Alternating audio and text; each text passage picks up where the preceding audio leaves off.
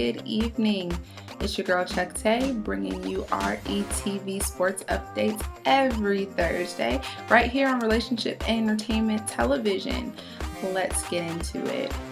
Oscar De La Hoya is the next member of the Over 40 Fight Club, joining Mike Tyson and Roy Jones Jr. After retiring in 2008, De La Hoya has taken that step back to just sit and watch the boxing world for the last 12 years and decided he doesn't like what he sees anymore. He is going to come back and show some of these young guns that you do it for the glory and not for the cash. He is waving in exhibition fights like Roy Jones Jr. and Mike Tyson, but he is getting in shape, training, and ready to come back and show us what the Golden Boy is all about. So let's make sure we keep our eyes peeled for that. The NFL has decided that they are not going to go with the bubble, as most other sports have decided to do in the midst of coronavirus. But what they are still toying with is what they are calling a secured environment that may only take place during the post-regular season. What does that mean?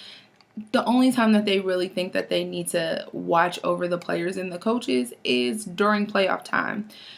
Now, this decision has not been solidified. This is something that is still in the works, but the logic behind it is 6 months, 6-ish months, depending on if your team goes to the playoffs or not, is a long time to keep someone contained, away from their family, and NFL teams are not small. So with that being said, there's way more logistics that are going to go into this than maybe for the WNBA, the NBA, and so on and so forth. So they are trying to make it as easy as possible without seeming like they are trying to police everything that's going on, especially considering that football season is getting ready to start in the next couple of weeks. This decision has come in the midst of the Seahawks having to waive an undrafted rookie for trying to sneak a girl into the team hotel. Sir, you not signed. You don't have no money. You not even guaranteed a spot on the team. Why are you being extra? Why? Tell me, Sway. I don't understand. And the Seahawks didn't care. If this was a big player, I hate to say this, but if it were Russell Wilson, we all know that's not going to happen. But if it was him trying to sneak a girl, into the team hotel, we wouldn't even hear about this. It'd be a quick slap on the wrist, get your butt to practice, pay this fine, something like that.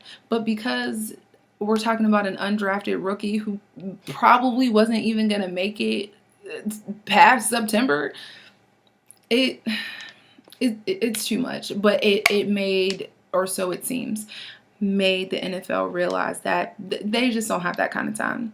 They cannot or don't want to be at least policing these grown men and what y'all are doing for 6 months. So, guess we will see what happens in the post-regular season if Corona is still here. If it is not, it may be playoffs as usual. Playoffs might look a little longer if they are playing in one field. We'll just have to see, as logistics have not been ironed out since this is not solidified.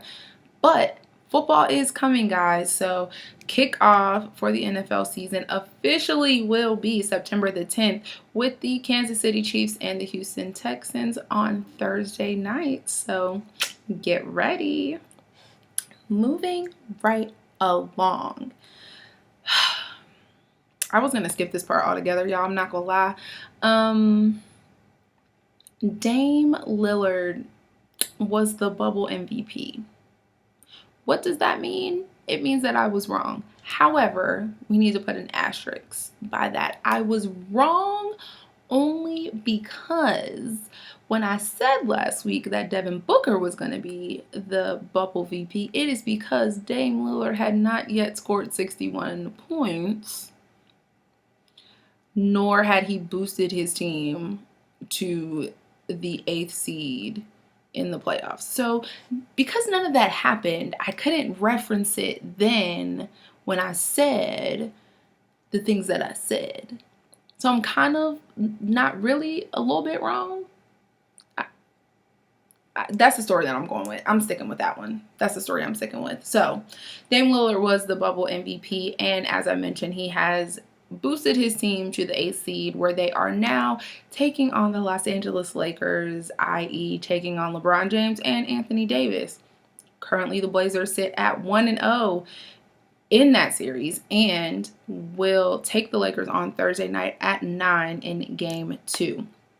Now, I guess I should not give more opinions, but this one's more based around facts. So is it really an opinion? It's like a faux opinion? No? Are we going to make that stick? No? Okay, that's fine. So Dame is averaging 44 in his last 5 games, scored over 200 in those games, including game 1 of the Blazers-Lakers series. I think that he wants it more. That's kind of weird to say because we all know LeBron. We know how he does, who he is, what he's about. However, I think I'm going to go out on a limb and say the Blazers in 6. That's what I'm going with. If I'm wrong, I'm wrong. But I'm going to say Blazers in 6, and that is definitely my number 1 series to watch. My number 2 series to watch is going to be Utah and Denver. Why do you ask? Because Donovan Mitchell is balling. So watch out for him. I mean, he's one of my players to watch in the playoffs as a whole. I mean, on Monday night, he scored 57. They still lost in overtime, but 57, which is kind of a big deal for one, the fact that he's pretty young. 2, the fact that he's pretty young, and then all things considered leading up to the playoffs. And 3, he's just, I mean, I hate to keep saying that he's young, right? Because there's 3 other players in the league right now, in the playoffs right now, who also went 30 plus on Monday. And we'll get to Luka in a second. But he's what I call a sleeper player. You know, we all know he's good, right? Because I wouldn't say trash players make it to the NBA, but you have people that are just like, I could do without them. Or like they're just kind of there. Like JJ Redick. Did y'all know he was still in the league? Oh, okay. So he's still there, but he's just there. And that's about it. But Donovan Mitchell is a player that you watch, not a player that just plays. Does that make sense? Make it make sense. So he's definitely one of my players to watch. Utah and Denver, definitely a series that I'm going to be keeping an eye on as well. Another player that I'm definitely going to be watching in this playoff run is, like I said, Luka. I said we were coming back to him. That was 10 seconds ago. Luka, 42 points on Monday, which is the most points in a playoff debut ever. I mean, Luka's been, if you guys follow Bleacher Report on Instagram or literally anywhere, they post a lot of Luka things, and I'm going to say for good reason. You know, he's a force to be reckoned with, and he's not Dirk, but he can bring to the table for the Mavs what they lost in Dirk. Now again, he is not Dirk. Let us not get that confused. But the caliber of player that Luka is this early on can be propelled to what Dirk brought to that franchise whilst there. And yes, I said whilst. So he is going to be another player that you just need to watch in the playoffs and see if he can build on that 42. Obviously, we're also watching Jason Tatum.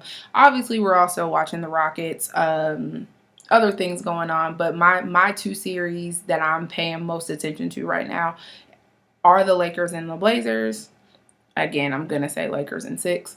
And Denver and Utah, which I'm going to put my RETV paycheck on the Jazz. I'm not super confident in that because they are both just, I mean, I don't know, guys. That's a good one. I mean, tell us what you think. Who do you think is going to advance into that second round of the playoffs, and who are your players to watch? So let us know. Last but certainly not least, I just have to throw this in for good measure. I'm a little bit upset that the Suns are at home right now. I believe, and I'm not the only one because I've spoken to a couple other people, I believe that the structure of the bubble and the games and such things, a friend of mine worded it perfectly. She said it was basically a big AAU tournament. And what she meant by that was it was a bunch of teams just playing, and at the end of the day, the games that you played in the tournament kind of don't matter. Like, they just filtered into your overall record. And I was not under the assumption that that's what we were doing. Obviously, all of the teams did not make it into the bubble, which that made sense. And all of the teams were not going to stay in, which I got that as well. However, the Suns never lost in the bubble. So to me, it didn't make a lot of sense to say, okay, Suns, you've defeated everybody, but because 6-ish months ago, Memphis beat you a couple times, we gonna give the play-in game to them, even though y'all beat everybody in the bubble. Yeah. So I went round and round about this with a few people, and I believe it was the wording and how it looked, because the bubble had its own separate everything, technically. And again, words mean things, people. So the bubble technically had its own record, which is why we can say the Suns went 8-0 in the bubble, its own record. The bubble had its own MVP. The bubble had its own first team and second team. Never did they say, we're gonna, I guess I shouldn't say never did they say, but it was not made that clear that we were gonna go all the way back to March or February-ish. I can't remember how long we've been in quarantine, but let's just say beginning of the year before things went. And we're going to factor all of that in. And yes, you can win every game. And yes, you can beat every team. Obviously, I know those are the same things.